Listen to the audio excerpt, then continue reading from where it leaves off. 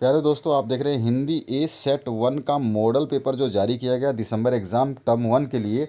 उसके सॉल्यूशंस मैंने बना दिए हैं। सारे मॉडल पेपर्स आपको इसी वीडियो के डिस्क्रिप्शन बॉक्स में 10th क्लास की जो प्लेलिस्ट है उसमें मिल जाएंगे। आपके सारे विषय को कंप्लीट किया जा रहा है, तो उनको देख सकते हैं। सारे विषय कंप्लीट है, मतलब आपको चिंता करने की ज़रूरत नहीं है। कहीं भी किसी भी चैनल पर सारे विषय नहीं मिलेंगे, यहीं पर मिलेंगे आपको सारे विषय।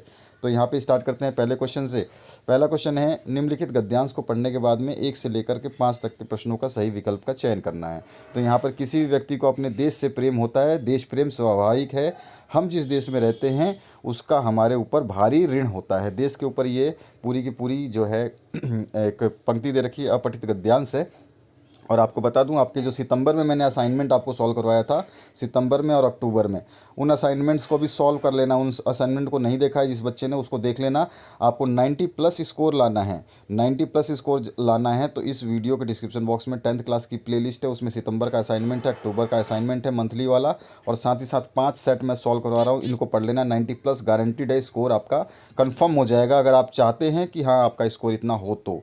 पहले क्वेश्चन से स्टार्ट करते हैं। इस गद्यांश को आप पढ़ सकते हैं, आपके पास मॉडल पेपर भी है, बोर्ड ने जारी किया है, आप सभी के पास होगा। तो क्वेश्चन नंबर 1 से बात करते हैं। हम किसके ऋणी हैं? तो हम मातृभूमि के ऋणी हैं। इस पूरे पैसेज को पढ़ेंगे तो आपको पूरा का पूरा समझ में आ जाएगा हमारे ऊपर इसका भारी ऋण है। ठीक है, इसके बाद आते हैं दूसरे क्वेश्चन पे। मनुष्य की श्रेष्ठता की गिरकर उठकर बड़े होते हैं। तो यहाँ पर ये थोड़ा सा यहाँ पर क्वेश्चन में मिस्टेक है। मनुष्य की श्रेष्ठता, तो यहाँ पर सी ऑप्शन करेक्ट हो जाएगा। यहाँ पे जो ये की है ना, यहाँ पे गलत लगाया। मनुष्य की श्रेष्ठता गिरकर उठकर बड़े होते हैं, जो इसमें लिखा हुआ है, ये थोड़ा सा क्वेश्चन थोड़ा सा उल्टा है, लेकिन इसका आंसर जो है सी हो जाएगा। उसके बाद में हमारा नेक्स्ट क्वेश्चन, हमारा भरण पोषण किसके द्वारा होता है? तो धरती माँ के द्वारा दिए गए अन्न से, बी ऑप्शन करेक्ट हो जाएगा। उसके बाद आते हैं 4 नंबर क्वेश्चन पे। देश की उन्नति के लिए हम क्या करें? तो हमें सभी को समानता और सहृदयता का पाठ जो है पढ़ाना चाहिए और पढ़ना चाहिए। उसके बाद में 5वां क्वेश्चन है, देश प्रेम क्या है? तो देश के प्रति रीति रिवाजों को निभाना और विभिन्न धर्मों का सम्मान जो है, ये हमारा जो है देश प्रेम है। ठीक है, इसके बाद आते हैं क्वेश्चन नंबर 6 की तरफ, जिसमें प्रस्तुत कविता दे रखी है। इस कविता को पढ़ना है। लहरों से डरकर नौका पार नहीं होती और कोशिश करने वालों की कभी हार नहीं होती। तो आपको कोशिश करनी है। डिस्क्रिप्शन बॉक्स में 10th क्लास की प्लेलिस्ट है, ध्यान रखना। आपके सारे सब्जेक्ट सॉल्व किए गए हैं, वहाँ पे देखोगे तो आपको सब मिलेगा, Hindi, English, math, science, social science, सब।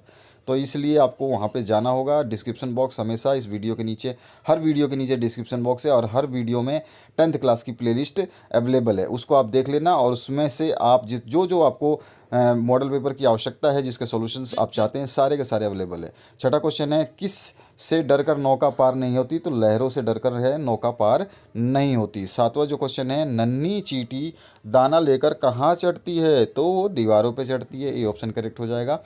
8वां है, मन का विश्वास रंगों में क्या भरता है? तो साहस भरता है। ठीक है, रंगों में क्या भरता है? साहस भरता है। उसके बाद में 9वां जो क्वेश्चन है, सिंधु में डुबकियां कौन लगाता है? तो गोताखोर लगाते हैं, सी ऑप्शन करेक्ट हो जाएगा। और 10वां जो क्वेश्चन है, इसमें पूछा गया आपसे, कैसे लोगों की हार नहीं होती है? तो कोशिश करने वाले लोगों की कभी भी हार नहीं होती। तो आपको कोशिश करना है, याद रखना है।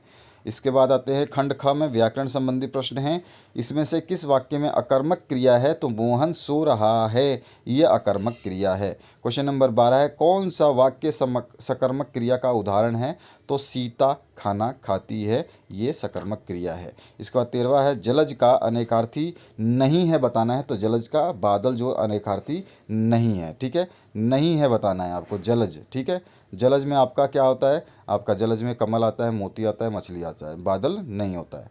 इसके बाद में आते हैं नेक्स्ट क्वेश्चन में। 14 नंबर जो क्वेश्चन है, इसमें पूछा गया, दो पदों या दो शब्दों के मेल से बना तीसरा पद क्या कहलाता है? तो समास की डेफिनेशन है ये। ठीक है, समास क्या होता है? दो पदों या शब्दों के मेल से बना तीसरा पद। उसके बाद में 15वां क्वेश्चन है, प्रतिदिन कौन सा समास है? तो ये अव्ययी भाव समास है, ए ऑप्शन करेक्ट होगा। 16वां क्वेश्चन है, नीला है जो कंठ नीलकंठ का किस समास का विग्रह है? तो ये कर्मधारय समास का विग्रह है। उसके बाद में नेक्स्ट जो है आपका 17वां क्वेश्चन, जब वर्षा होती है तब मोर नाचते हैं या मोर नाचने लगते हैं।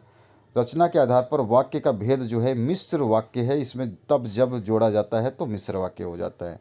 18वां क्वेश्चन है, जिस वाक्य में कर्ता के काम को प्रधानता दी जाती है वहाँ कौन सा वाच्य होता है? जब भी प्रधानता कर्ता के कार्य को दी जाएगी तो कर्तवाच्य होगा, ए ऑप्शन करेक्ट होगा। बादल चांद खाली स्थान देख रहा है तो बादल चांद की ओर देख रहा है, ए ऑप्शन इसका करेक्ट हो जाएगा। 20वां जो क्वेश्चन है इसमें पूछा गया आपसे, निम्न में से कौन सा शब्द समुच्चय बोधक अवयव शब्द है? तो इसमें अथवा जो है समुच्चय बोधक अवयव शब्द है, क्योंकि ये समुच्चय को जोड़ता है। उसके बाद आते हैं हम, आपका प्रस्तुत गद्यांश जो है पाठ्य पुस्तक से दिया गया है, इसको पढ़ना है, इसके बाद में आपको आंसर्स देना है। उद्धव वाला ये जो चैप्टर है आपका उसमें से है। तो इस पद के रचयिता कौन है? तो सूरदास जो है इसका रचयिता है। 22वां है, गोपियाँ किसकी अनन्य भक्त थी? जो है वो कृष्ण की थी, बी ऑप्शन इसमें आपको करेक्ट करना है। क्वेश्चन नंबर 23 जो है, पुरी पुरीनी पात का क्या अर्थ है? तो कमल का पत्ता, पुरीनी पात कमल का पत्ता। 24 नंबर जो क्वेश्चन है, गोपियों ने उद्धव के व्यवहार की तुलना किससे की है? तो कमल के पत्ते और तेल के मटके से की है, दोनों से की है। इसके बाद में हम आते हैं नेक्स्ट क्वेश्चन पे। नेक्स्ट क्वेश्चन जो पूछा गया 25 नंबर, इसमें पूछा गया आपसे, किस महीने में चारों तरफ हरियाली छा जाती है? अट न रही कविता के आधार पर बताना है। तो फागुन महीने में ऐसा होता है। उसके बाद आते हैं 26 नंबर, उत्साह और अट नहीं रही इन दोनों कविताओं के कवि कौन हैं? तो सूर्यकांत त्रिपाठी, निराला दोनों कविताओं के जो हैं लेखक हैं। उसके बाद आते हैं 27 नंबर, किसकी मुस्कान इतनी मोहक है कि मुर्दे में भी जान डाल सकती है? तो नन्हे शिशु की मुस्कान। फसल कविता के अनुसार बताए कि फसल किनका बदला हुआ रूप है? तो सूर्य की किरणों का बदला हुआ रूप है, सी ऑप्शन इसमें करेक्ट हो जाएगा। इसके बाद गद्यांश दिया गया आपके चैप्टर से, बाल गोविंद भगत वाला चैप्टर है, और इसके प्रश्न हम देखेंगे। 29 नंबर से स्टार्ट करते हैं। 29 नंबर में पूछा गया है, बेटे के मरने के बाद बाल गोविंद भगत क्या कर रहे थे? तो वो गा रहे थे, बी ऑप्शन करेक्ट हो जाएगा। भगत जी का बेटा कैसा था? तो सुस्त और बोधा था, डी ऑप्शन इसमें करेक्ट हो जाएगा। 31 नंबर, भगत जी की पतोही कैसी थी?